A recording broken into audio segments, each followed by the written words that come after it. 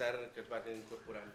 Ja són moltes les activitats que la plataforma Stop Karting ha dut a terme per conscienciar les dues poblacions afectades pels aspectes negatius de l'establiment del kàrting internacional. Presentacions, tallers de pancartes i manifestacions, tot per aconseguir més seguidors a la campanya.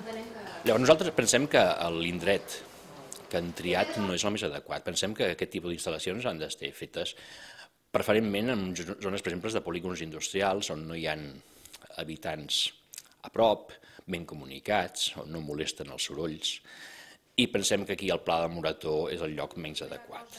El projecte del càrting, pel seu compte, segueix endavant a un ritme frenètic des de l'Ajuntament, ja ha quedat aprovat provisionalment.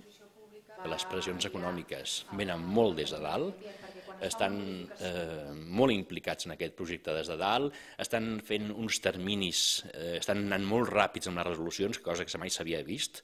Ens agradaria molt que aquesta rapidesa per aprovar plans també fos igual de ràpid quan necessitem una escola i s'ha de construir ja o quan necessita un hospital.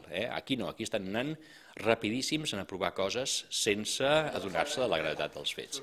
La plataforma que intenta aturar el càrting assegura que necessiten més implicació dels ciutadans per arribar a assolir els seus objectius mitjançant la pressió popular.